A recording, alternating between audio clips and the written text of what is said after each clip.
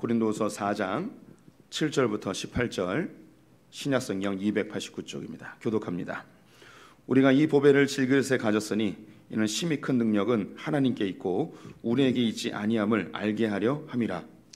우리가 사방으로 우겨쌈을 당하여도 쌓이지 아니하며 답답한 일을 당하여도 낙심하지 아니하며 박해를 받아도 버림받지 아니하며 거꾸로 뜨림을 당하여도 망하지 아니하고 우리가 항상 예수의 죽음을 몸에 짊어짐은 예수의 생명이 또한 우리 몸에 나타나게 하려 함이라. 우리 살아있는 자가 항상 예수를 위하여 죽음에 넘겨짐은 예수의 생명이 또한 우리 죽을 육체에 나타나게 하려 함이라. 그런즉 사망은 우리 안에서 역사하고 생명은 너희 안에서 역사하느니라. 기록된 바 내가 믿었으므로 말하였다 한 것 같이 우리가 같은 믿음의 마음을 가졌으니 우리도 믿었으므로 또한 말하노라. 주 예수를 다시 살리시니가 예수와 함께 우리도 다시 살리사 너희와 함께 그 앞에 서게 하실 줄을 아노라. 이는 모든 것이 너희를 위함이니 많은 사람의 감사로 말미암아 은혜가 더하여 넘쳐서 하나님께 영광을 돌리게 하려 함이라. 그러므로 우리가 낙심하지 아니하노니 우리의 겉사람은 낡아지나 우리의 속사람은 날로 새로워지도다. 우리가 잠시 받은 환난에 경한 것이 지극히 크고 영원한 영광에 중한 것을 우리에게 이루게 함이니 우리가 주목하는 것은 보이는 것이 아니요 보이지 않는 것이니 보이는 것은 잠깐이요 보이지 않는 것은 영원함이라. 아멘. 오늘도 주님의 보좌 앞으로 나오신 성도님들에게 하나님의 은혜와 평강이 함께 하시기를 축원드립니다. 우리가 지난 2주 동안 공동체에 대해서 보았는데 오늘 마지막 시간으로 공동체에 대한 설교 함께 해보도록 하겠습니다. 하나님은 공동체로 존재하는 분이십니다. 성부, 성자, 성령 삼위의 하나님, 공동체로 존재하는 분이시죠. 동시에 하나님은 독립적인 분이십니다. 그 누구에게도 통제받지 않고 그 누구의 지배를 받지 아니하십니다. 하나님은 창조적이고 능동적이고 자발적인 분이시죠. 그래서 하나님의 형상대로 지음받은 인간은 이 두 가지의 속성을 함께 가지고 있습니다. 인간은 절대 홀로 존재할 수 없습니다. 반드시 공동체 안에 머물러야 되고 사회적 존재이며 공동체적 존재입니다. 동시에 인간은 개인의 권리와 자유가 최대한 보장되어야만 합니다. 그래야만 인간은 행복감을 느끼고 자기가 주도적이고 자발적으로 살아야만 삶에 보다 좋은 효과를 나타내게 되어 있습니다. 그래서 성경이 이야기하는 공동체는 무엇인가?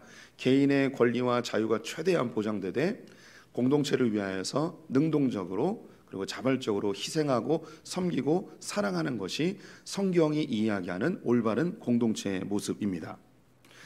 역사가 시작된 이후로 모든 인류는 사회적 존재였고 공동체 안에 있었습니다. 이 가운데서 그 이전 옛날에 가부장적 사회 그리고 봉건주의 사회나 왕정 국가에서는 한 개인의 존재의 의미보다는 가족을 위하여 혹은 국가를 위하여 임금을 위하여서 한 개인의 권리와 자유가 다 파괴되어지고 유린되어지던 그런 시대였었습니다. 유사한 것이 사회주의나 공산주의인데요. 사회를 존속시키기 위해서 한 사람의 권리와 자유가 빼앗겨도 괜찮다고 이야기하는 것이 사회주의이며 공산주의입니다. 이런 시대를 우리가 살아오면서 한 개인의 권리와 자유가 보장받는 사회를 갈망하게 되었고 이것을 자유민주주의라고도 하는데요. 근데 안타까운 것은 이 자유민주주의가 발달하면서 공동체성은 사라지고 극단적 개인주의, 이기주의로 흘러가는 것을 우리는 또한 경험하고 있습니다. 그러면서 대안으로 나오는 것이 이제 공동체주의라고 하는 것인데요. 국가를 위해서, 공동체를 위해서 한 개인들이 교육을 통하여 희생하는 법을 좀 배우고 함께 더불어 살아가는 법을 좀 배우자, 이런 이야기들을 공동체주의에서 이야기를 합니다. 하지만 오늘날 사회에서 공동체를 위해서 좀 희생하십시오, 나라를 위해서 좀 헌신하십시오 라고 이렇게 이야기할 때 우리 성도님들부터 우리 성도님들은 빼고 사람들은 보통 어떻게 반응할까요? 나라가 나에게 해준 게 뭐냐고, 그렇게 공동체를 위해서 희생해야 된다라고 이야기를 할 때 내가 왜 그렇게 해야 돼요? 라고 이야기하는 것이 오늘날의 현실입니다. 내가 받은 것이었기 때문에 줄 것도 없다 이야기하고 나만 잘 살면 된다고 생각하는 그런 관념들이 현재 사회에 팽배합니다.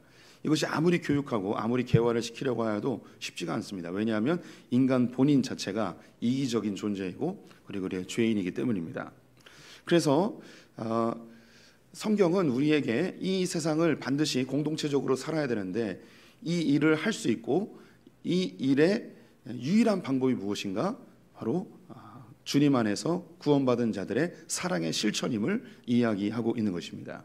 그래서 사랑은 도덕적 윤리적 개념이 아니고 하나님 나라를 이루는 유일한 방편임을 우리가 지난 시간에 함께 나누었습니다.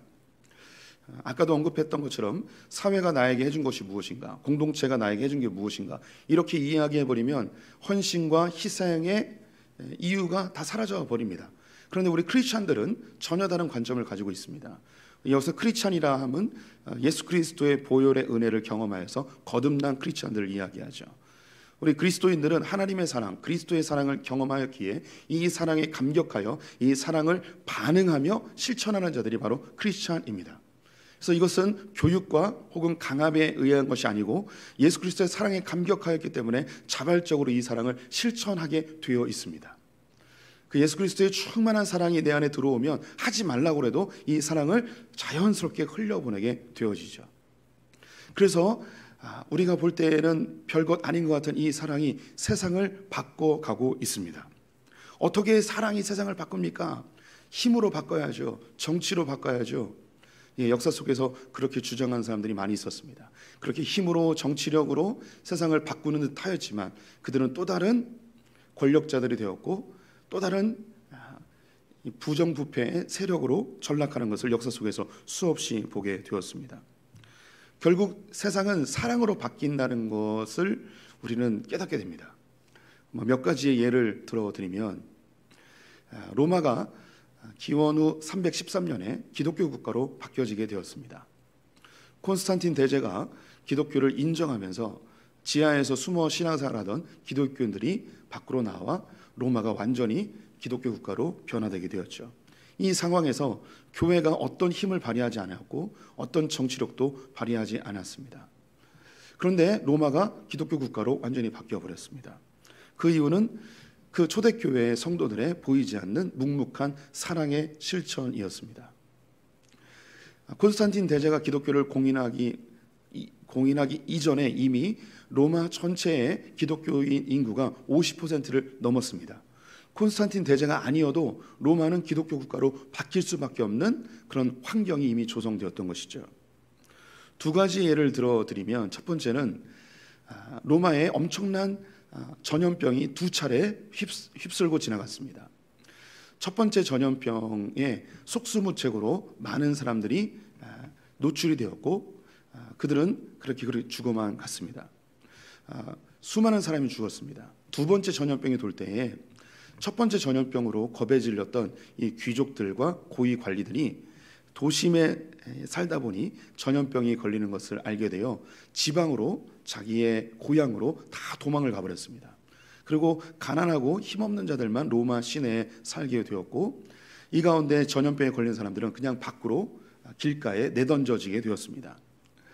이때에 기독교인들이 길가에 내던져 있는 아직 죽지 않은 질병으로 신음하고 있는 사람들을 자기의 집으로 공동체로 데리고 왔습니다.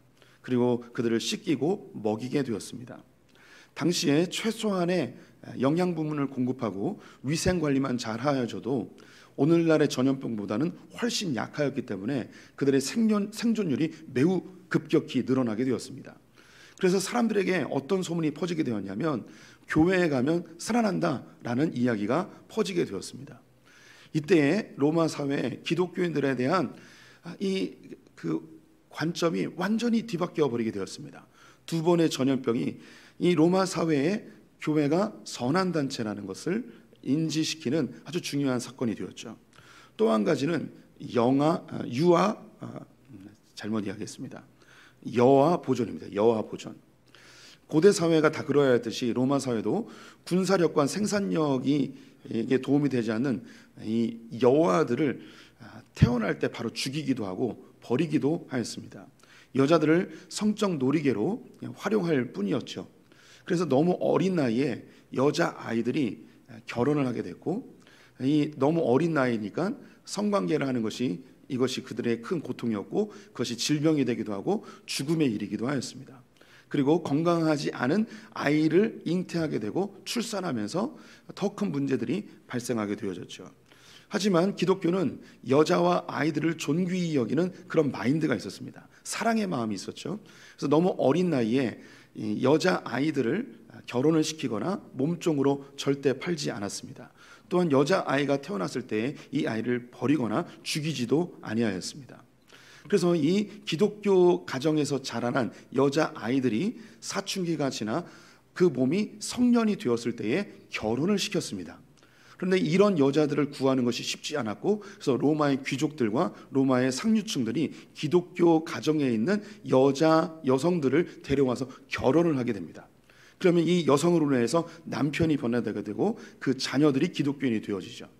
또한 로마 사회에 그 너무나 문란했던 성적 문화 속에서 기독교 가정 속의 여성들은 경건하게 성장하여서 이 기독교인 여성들이 훨씬 많이 아내로 받아들여지는 이 숫자들이 많아지게 되었죠. 그래서 급격하게 기독교인들이 늘어나게 되었고 로마는 기독교 사회로 바뀌게 되었습니다. 기독교는 어떤 힘이나 정치력을 발휘하지 않았습니다.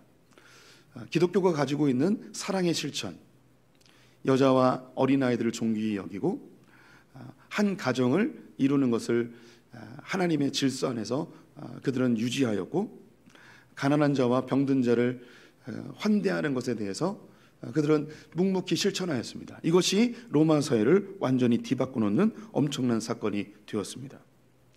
제가 말씀드리고 싶은 것은 단지 이 사랑이라는 것은 교회 공동체 안에서만 존재하는 게 아닙니다.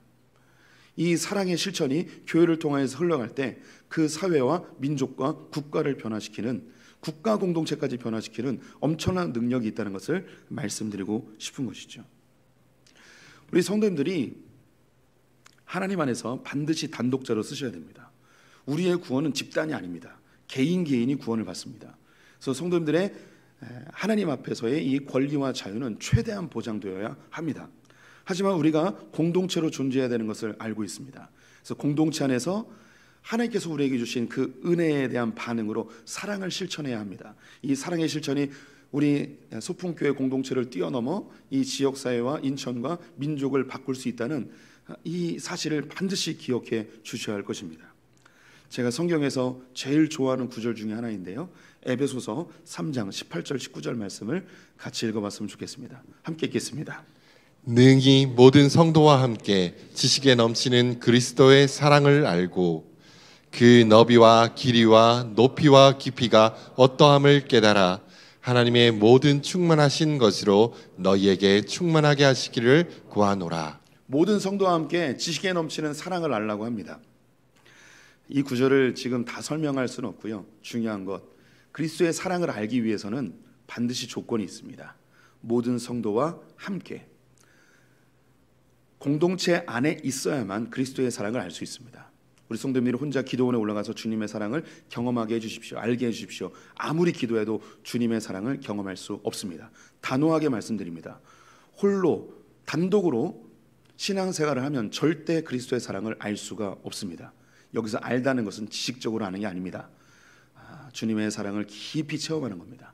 절대 그럴 수 없습니다. 주님의 용납하심, 용서하심, 갈등 속에서 양보하는 것, 다툼 속에서 서로를 품어주는 것, 이런 것을 절대 경험할 수 없습니다. 주님은 반드시 그리스도의 사랑을 알기 위해서는 모든 성도와 함께, 다시 말해 공동체 안에서 그리스도의 사랑을 경험하도록 하셨습니다. 그래서 공동체 안에 있으면서 19절 말씀에 그 주님의 사랑의 너비와 길이와 높이와 깊이를 어떠한지 알게 되는 거예요. 공동체 안에서 주님의 사랑을 반드시 경험하도록 만들어 놓으셨습니다. 우리 성도님들의 개인적 권리와 자유를 충분히 활용하십시오. 그리고 공동체 안에 머물면서 사랑을 실천하셨으면 좋겠습니다. 제가 이런 설교를 하지 않더라도 우리 성도님들은 공동체의 중요성을 알고 있고 교회 공동체 안에서 우리가 어릴 때부터 지금까지 신앙생활을 다 해오신 분들입니다. 하지만 교회 공동체 안에 머무는 것 결코 쉽지 않습니다. 교회 생활하는 것 어렵습니다. 절대 쉬운 일 아닙니다. 왜 그럴까요? 왜 교회 생활하는 게 이렇게 어려울까요? 그 이유는 교회에는 너무나 많은 문제들이 있기 때문입니다. 너무나 다양한 문제들이 교회 안에 내재되어 있습니다. 우리 소풍의 성도들 가운데 그런 교회의 큰 문제로, 큰 상처로 인해서 교회를 옮겨오신 분들도 있습니다. 이미 교회를 옮겨올 때 얼마나 큰 아픔과 고통을 경험하셨습니까? 왜 그 교회를 떠나올 수밖에 없었습니까? 왜 싫은 게 아니거든요. 그곳에서 계속 신앙생활 하고 싶거든요. 그런데 그 공동체 안에 발생한 문제 때문에 견딜 수 없는 고통이 있어서 교회를 옮길 수밖에 없는 상황에 놓이신 분들 우리 가운데 많이 계십니다. 한국에는 기독교인들의 숫자가 한 20%에서 15% 정도 있습니다. 좀 야박하게 통계를 내면 15%라고 이야기하고요. 좀 은혜롭게 조사를 하면 20%까지 봅니다. 그러면 그냥 중간으로 따져서 한 18% 있다고 해도 될 것 같습니다. 불교가 한 16%고요. 천주교가 한 5%. 5%는 좀 많아요. 사실 천주교는 한 3% 정도 된다고 보면 5%에서 3% 정도 된다고 보면 될 것 같습니다. 그래도 제일 중요한 종교 중에 하나가 기독교입니다. 한국에서 기독교를 무시할 수는 없습니다. 하지만 교회에 대한 신뢰도는 최하위입니다. 코로나 3년을 지나면서 교회에 대한 부정적 이미지는 더욱 심해졌습니다. 올해 조사한 건데요. 교회에 대한 부정적 이미지가 74%입니다. 전 국민의 기독교인들 빼고 다 교회를 싫어한다고 해도 과언이 아닐 것 같습니다. 왜 이렇게 교회에 대한 부정적 이미지를 갖고 있는가? 교회에 대해서 떠오르는 이미지를 조사해 봤더니 배타적, 세속적, 물질적, 위선적, 이기적 이런 것이 나옵니다. 반면에 불교와 천주교에 대한 이미지는 다 좋은 거예요. 이상하지 않아요? 좀 이상해요. 불교가 다 잘하나요? 천주교가 다 잘하나요? 그런데 사람들에게는 천주교와 불교는 다 좋아요. 그런데 기독교는 좋은 거 하나도 없어요. 다 나빠요. 기독교 진짜 이렇게 막 정말 이렇게 그냥 악의 무리일까요?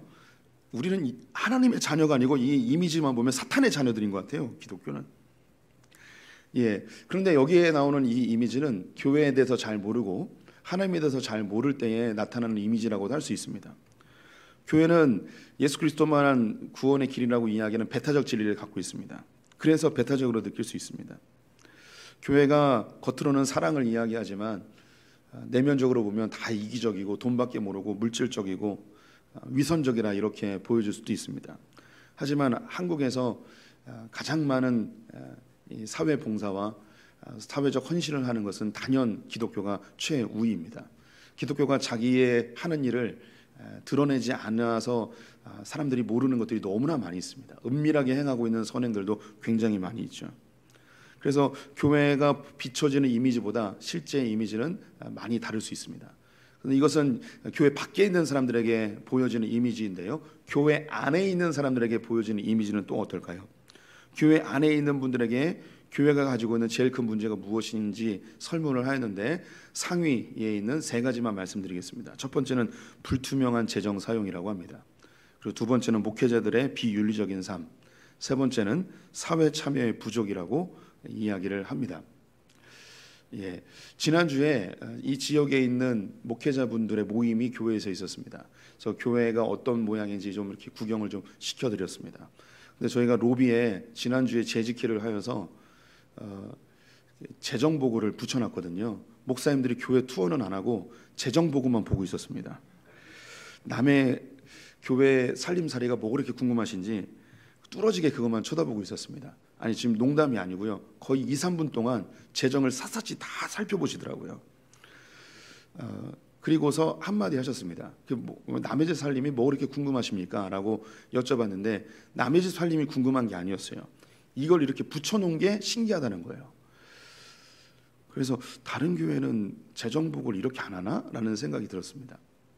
제가 좀 술수를 쓴 것도 있어요. 이렇게 붙여놓으면 우리 성도님들이 교회가 좀 정직하구나 뭐 이렇게 느끼는 게 있어요. 이게 다 전략이에요.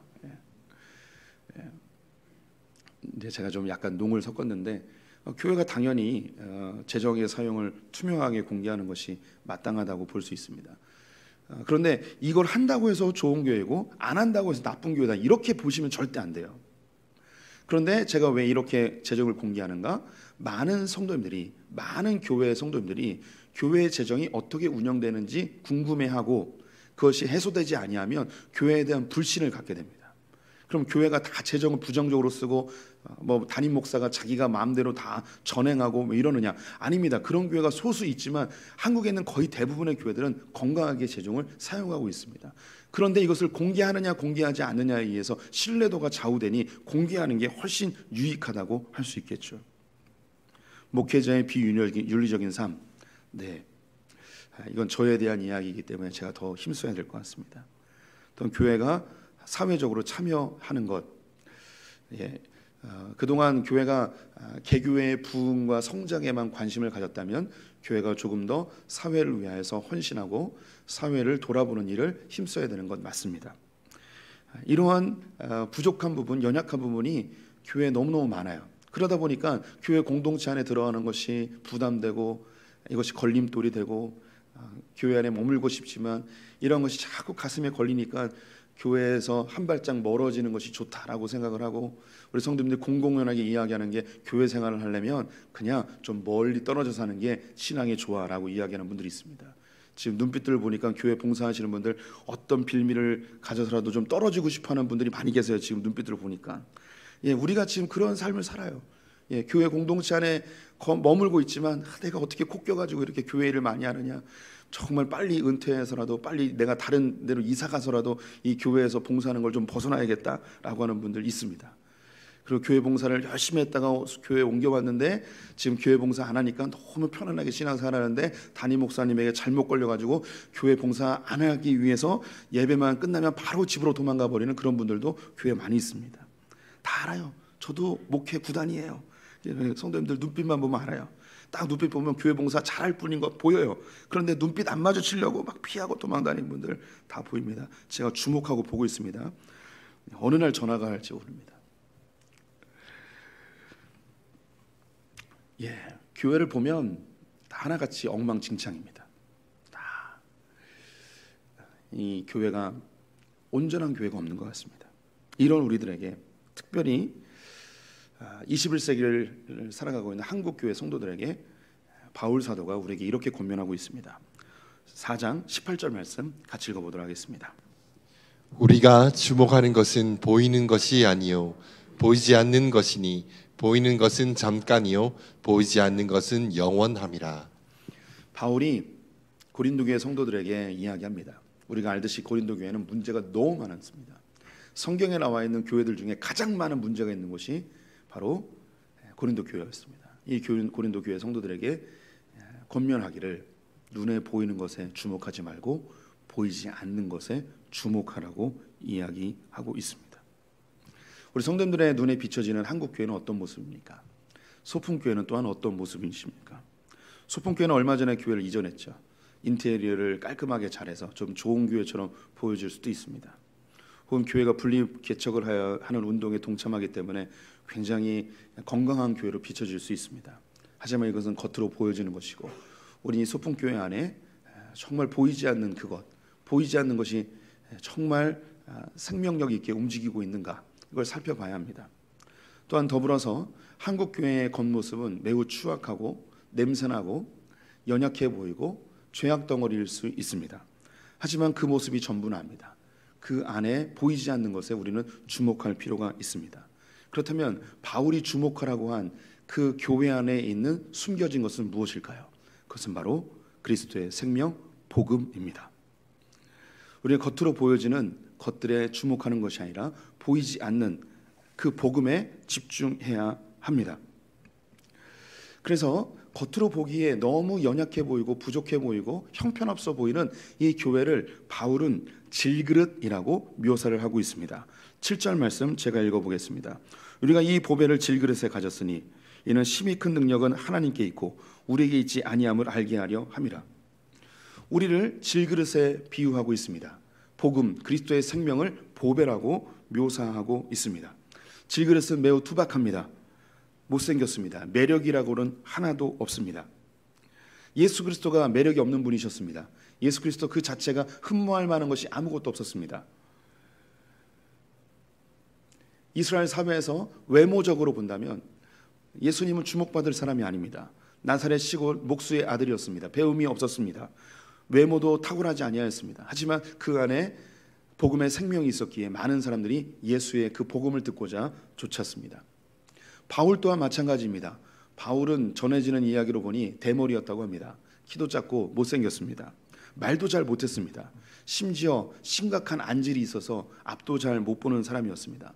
어떤 사람은 바울에게 간질이 있었다고 주장하는 사람들도 있습니다. 매우 수치를 당하는 일을 경험했다고 바울 서신에 나와 있습니다. 그 수치를 당하는 일, 모든 사람이 너무 혐오스럽게 생각했던 일, 그 일, 그래서 언급되어 있지 않지만 아마 그것이 간질이지 않았나라고 주장하는 사람이 있습니다. 왜? 외형적으로 바울은 볼만한 것이 아무것도 없었습니다. 하지만 바울에게는 예수 그리스도의 생명, 복음이 있었습니다. 그래서 예수를 닮아간다는 것, 어쩌면 못생겨지는 것이라고 할 수 있을 것 같습니다. 저는 그런 면에서 굉장히 예수를 많이 닮은 목회자라고 할 수 있을 것 같습니다. 잘생긴 분들 예수를 닮는 게 아니에요. 잘생긴 분들 회개하셔야 돼요. 키 크고 잘생긴 분들 예수를 닮기 위해 힘쓰셔야 될 줄 믿습니다. 아멘. 누가 아멘 하셨어요? 교회는 세속적인 관점으로 보게 되면 형편없는 곳입니다. 우리나라에서 없어져야 될 조직 3가지가 있다고 하더군요. 국회가 없어져야 되고, 조폭이 없어져야 되고, 교회가 없어져야 된다고 합니다. 왜 국회가 없어져야 될까요? 국회의원들 다 도둑놈이라고 우리는 모두가 다 그렇게 이야기하고 있습니다. 조폭들은 당연히 도둑놈들이고 깡패 집단이죠. 그런데 거기에 교회도 포함되어 있습니다. 이 세상에서 볼 때 교회는요, 모두가 다 없어져야 될 존재들입니다. 교회가 없어져야 된다고 하는 사람이 너무너무 많습니다. 근데 그럴 수도 있을 것 같습니다. 교회는 다 죄인들이 모인 곳입니다. 교회는 다 환자들만 모인 곳 맞습니다. 그래서 바울은 이 교회를 질그릇이라고 이야기합니다. 하지만 이 교회는 존귀하다고 합니다. 왜냐하면 이 질그릇 안에 보배로운 복음을 담고 있기 때문이죠. 우리의 겉모습이 중요한 것이 아니고 우리 내면 안에 있는 이 복음이 중요한 것입니다. 이 복음은 능력이 있습니다. 교회의 연약함을 뚫고 나갑니다. 그리고 이 세상을 변화시킵니다. 교회가 들어가는 곳에 교육이 시작됩니다. 교회가 들어간 곳에 여성과 아이들의 인권이 보장받게 됩니다. 교회로 인하여서 문화, 예술, 정치, 과학, 의학, 경제, 종교, 가정들이 회복되어집니다. 하나님이 처음에 디자인하셨던 그 모습대로 변화되게 되는 것이죠. 역사 속에 있는 교회들 완벽한 것 하나도 없습니다. 또한 믿음의 선배들 역시 완벽한 사람 아무도 없습니다. 아브라함과 이삭은 자기 아내를 누이 동생이라고 속여서 팔아먹기까지 하였습니다. 야곱은 장자권을 얻기 위하여 자기의 형과 아버지를 속이는 자였습니다. 다윗은 자기의 역전의 용사였던 우리아의 아내 밧세바를 범하는 범죄까지 하였습니다. 이것을 숨기기 위하여서 우리아를 전장 가장 앞부분에 세우게 하여서 고의적으로 죽게 하였던 자입니다. 베드로는 예수님을 모른다고 3번이나 부인하는 자였습니다. 역사 속의 종교 개혁가들이 다 완벽한 존재들은 아니었습니다. 그들은 다 질그릇이었죠. 하지만 그 연약한 사람들을 통하여서 복음이 흘러왔고 세상이 변화되었고 교회가 확장되었습니다. 그 질그릇과 같은 부족한 죄인인 환자인 그 사람들이 중요한 것이 아니고 그 안에 담겨있는 그 복음이 그 일을 해내게 된 것이죠. 복음이 그들을 뚫고 이 세상을 변화시켜 왔습니다. 복음은 모든 것을 뚫고 나옵니다. 8절과 9절 말씀을 같이 읽어보도록 하겠습니다. 우리가 사방으로 우겨쌈을 당하여도 쌓이지 아니하며 답답한 일을 당하여도 낙심하지 아니하며 박해를 받아도 버림받지 아니하며 거꾸로 뜨림을 당하여도 망하지 아니하고. 우리는 연약한 존재이고 부끄러운 존재입니다. 이 세상에 박해를 받기도 하고 죽임을 당하기도 합니다. 요한계시록을 보게 되면 7개의 교회가 나오는데 이 7개 교회가 다 형편없는 교회들입니다. 그 모양이 다 다릅니다. 어떤 교회는 핍박을 당하고 어떤 교회는 이단에게 사로잡히고 어떤 교회는 거짓 진리에 사로잡히기도 하고 어떤 교회는 전통에 휩싸이고 율법주의에 휩싸이기도 하고 어떤 교회는 너무나 작아서 힘이 없어서 아무 능력도 발휘하지 못하고 어떤 교회는 너무 부유해져서 뜨겁지도 차갑지도 아니한 미지근한 신앙으로 존재하는 교회들이 있습니다. 너무나 하나같이 다 부족한 교회들입니다. 그런데 놀랍게도 그런 교회들을 통하여 하나님은 역사하셨습니다. 왜냐? 그 안에 있는 보배로운 복음 때문입니다.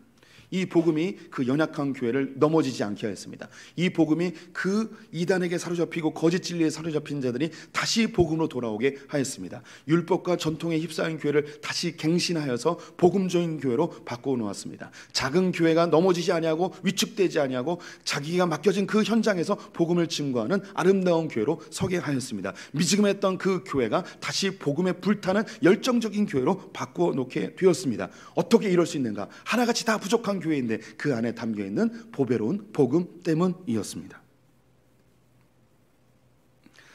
제게 세계 교회사를 살펴보면서 저의 눈을 사로잡은 한 나라가 있었습니다. 그 나라는 아르메니아라는 나라입니다. 이 아르메니아는 터키 옆에 있고요. 그리고 아제르바이잔, 조지아와 함께 있는 코카셔스 3국이라고 불려지는 나라입니다. 이 아르메니아의 제일 유명한 것이 노아의 방주가 머물렀던 아라랏산이 여기 있습니다. 안타깝게도 터키가 아르메니아 사람들을 대학살하며 아라랏산을 빼앗기도 하였습니다. 일부는 아직 이 아르메니아에 남아 있습니다. 제가 왜 이 나라에 주목을 하는가? 로마가 313년에 기독교를 공인하였는데 로마 이전에 301년에 인류 최초로 국교로 기독교를 삼은 나라가 있는데 바로 아르메니아라는 나라입니다. 그런데 이 아르메니아의 위치를 보시듯이 중동 한가운데에 있습니다. 이슬람권에 가장 영향을 많이 받는 나라이죠. 그래서 오스만 투르크와 이슬람권에 의해서 1000년 동안 이 나라는 이슬람의 지배를 받게 되었습니다. 이슬람이 종교의 자유를 어느 정도 허용을 하였지만 그들은 강제적으로 개종시키는 일도 함께 하였습니다. 또한 이슬람 정권이 몰락한 이후 소련에 의하여서 이 아르메니아는 공산국가로 바뀌게 되었습니다. 공산국가가 행하였던 것을 잘 아시죠? 다 교회를 불살라 버렸습니다. 이 아르메니아에 있는 성도들은 지하로 숨어들었고 그곳에서 신앙을 지켜왔습니다. 소련이 붕괴되고 서방 사회에 아르메니아가 드러나게 되었을 때에 기독교 지도자들은 궁금했습니다. 인류 최초로 기독교를 공인했던 이 아르메니아의 교회가 살아남아 있을까? 놀랍게도 그 지하에서 그 믿음을 지킨 아르메니아 교회가 살아남아 있었습니다. 1000년을 넘게 핍박받으며 그들은 생명을 유지하고 있었습니다. 그래서 지금 아르메니아의 국교는 아르메니아 정교회라고 되어 있습니다. 아르메니아뿐만 아니라 모태똥이 중국을 공산화시켰을 때에 교회를 다 불태워버렸습니다. 그래서 중국의 교회는 사라질 것이라고 생각을 하였습니다. 공산화될 때 중국의 기독교의 인구는 약 1000만 명쯤 되었습니다. 등소평에 의해서 서방 세계에 중국이 개방되었을 때에 중국의 성도가 얼마가 되었냐면 1억 명으로 늘어났습니다. 공산 정권하에서 기독교는 줄어들고 사라질 거라고 생각했는데 오히려 1억 명의 기독교인으로 바뀌게 되어졌죠. 북한 역시 철저하게 기독교를 박해하였지만 지금도 공식적으로 20만 명, 비공식적으로 40만 명 정도가 지하교에서 신앙생활을 하고 있습니다. 우리는 우겨쌈을 당하여도 거꾸로 들임을 당하여도 거꾸라지지 않습니다. 왜냐하면 우리에겐 복음이 있기 때문입니다. 10절 말씀 같이 읽어보도록 하겠습니다. 우리가 항상 예수의 죽음을 몸에 짊어짐은 예수의 생명이 또한 우리 몸에 나타나게 하려 함이라. 우리 안에 예수의 생명이 있습니다. 이 생명이 보배입니다. 이것이 우리의 연약함을 뚫고 우리를 하나님이 원하시는 모습으로 완성해 내실 것입니다. 교회는 다 질그릇과 같고 연약합니다. 하지만 우리가 이 복음을 잘 간직하고 있다면 하나님께서 이 교회를 아름다운 신부로 완성해 내실 것입니다. 오늘은 성찬 주일입니다. 우리는 오늘 떡과 포도주를 함께 대하게 될 것입니다. 이것을 우리가 먹을 때에 우리가 하늘에 속한 자들임을 기억해야 합니다. 우리는 이 땅에 속한 자들이 아니고 하늘에 속한 자들, 하늘의 생명을 가진 자들입니다. 땅에 속한 자들은 땅에서 나는 양식을 먹어야 됩니다. 하지만 하늘에 속한 자들은 하늘로부터 오는 양식을 먹어야 하는 것이죠. 하늘로부터 오는 양식이 바로 오늘 제공되어지는 떡과 포도주입니다. 이 성찬에 참여하시면서 예수 그리스도의 생명을 간직한 하늘에 속한 자들임을 기억하시고 우리의 연약함과 부족함에 집중하지 마시고 주목하지 마시고 우리 안에 있는 완벽한 복음, 완벽한 예수의 생명에 주목하는 분들 되시기를 주님의 이름으로 축원드립니다.